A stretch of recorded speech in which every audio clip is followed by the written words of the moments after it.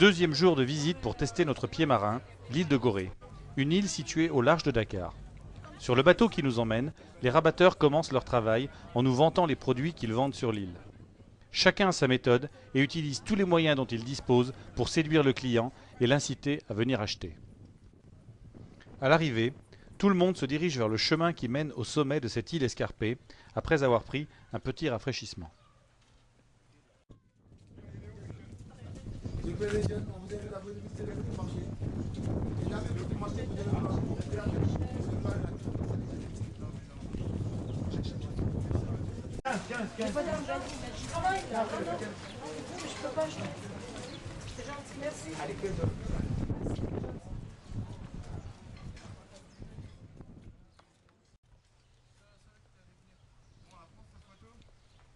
Ce lieu extrêmement touristique possède un circuit jalonné de boutiques d'artisans et d'artistes qui présentent aux passants le résultat de leur travail.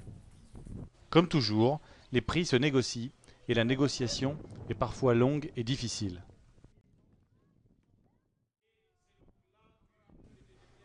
Après-midi culturel avec la visite du musée des esclaves.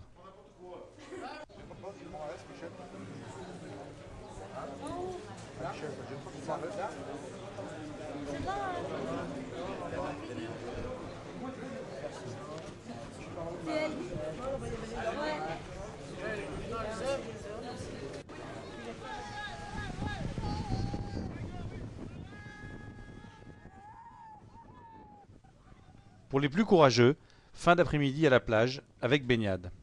Il faut signaler que même si on est au Sénégal, l'eau n'était vraiment pas chaude.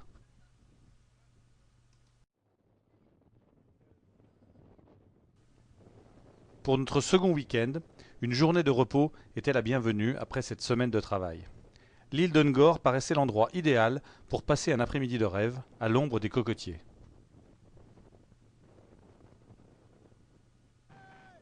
Mais l'île de Ngor se mérite et il allait falloir affronter auparavant une aventure en pirogue pour traverser le bras de mer qui nous séparait de notre île.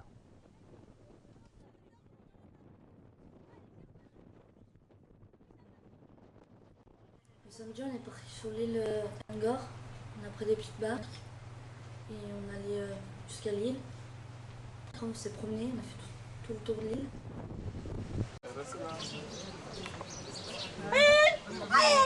Allez, mais oh, vous n'arrivez pas à marcher, vous êtes des femmelettes, ça se voit. Vous marchez comme ça, comme des hommes. Non, c'est gentil.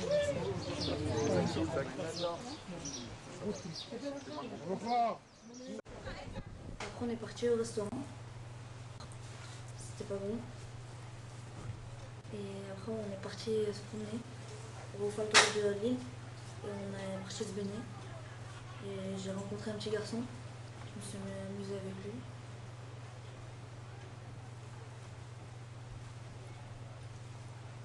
J'ai eu peur du bateau. Parce que ça bougeait trop. On avait des huiles sur stage. C'était des jeunes qui conduisaient, enfin, qui guidaient le bateau. Il y avait trop de vagues.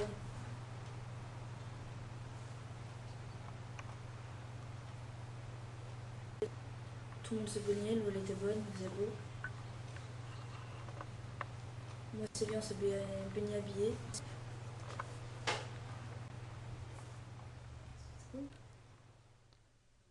À travers nos visites, nous avons pu admirer la beauté du Sénégal, mais également les dégâts faits entre autres par les sacs plastiques. Les sacs plastiques. Là-bas, les sacs plastiques, ils sont dans les arbres. Et ils les enlèvent fort. Ils les laissent dans les arbres, ça va rester des années et des années. Et vu qu'on est sur la côte, il y a beaucoup de vent par terre, dans la ville, où on va, vers le lac Rose. Partout où on a fait des promenades avec le prof M. Landau, tous les profs. Il y avait plein de sacs, il y avait plein d'ordures par terre. Il y avait surtout une espèce de déchetterie. Nous, les déchetteries, nous, on a l'habitude d'avoir une grosse benne à ordures, que là-bas, non. Eux, c'est soit des herbes, on pose le sac à poubelle, on jette tout ce qu'on veut, et ça, pour eux, là-bas, c'est une benne à ordures, une déchetterie. Que chez nous, non, c'est l'inverse.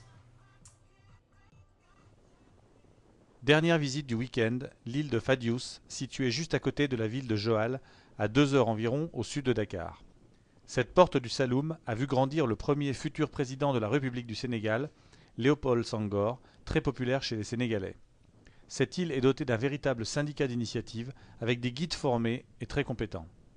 Après avoir traversé le pont qui sépare l'île de la ville de Joal, nous avons pu déambuler tranquillement dans ce village de 8000 habitants, construit sur un amas de coquillages.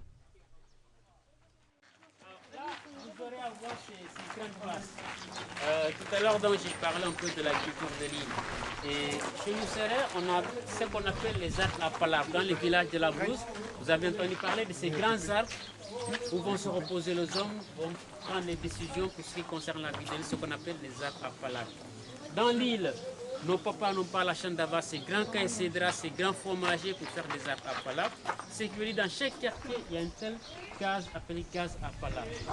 Et c'est réservé uniquement aux hommes en temps de paix, j'ai bien dit. C'est là où ils vont se reposer. Quand il s'agit de prendre des décisions, ces décisions se prennent ici. Les derniers mots reviennent aux sages. Quand il y a un litige entre deux personnes, ils ne vont pas à la police ni au tribunal.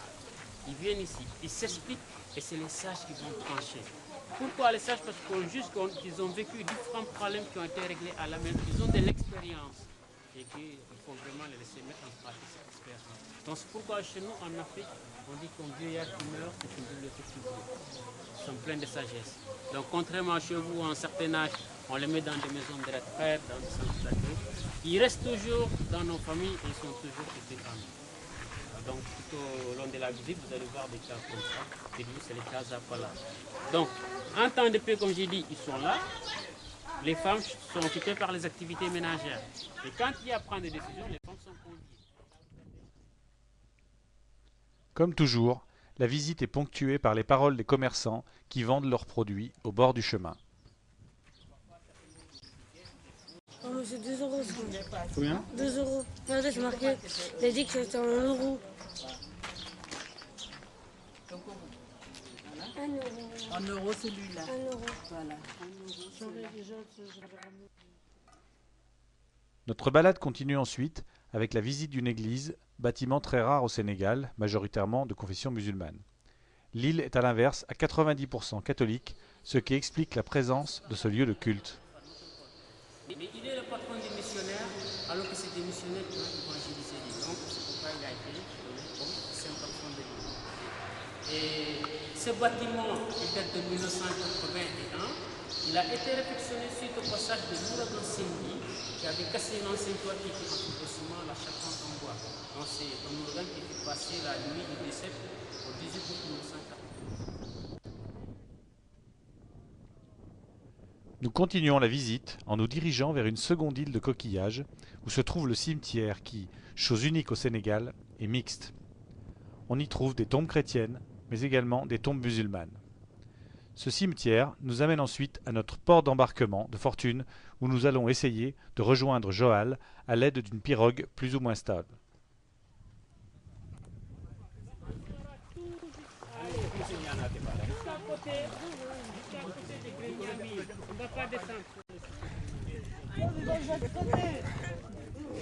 Adieu, monde cruel.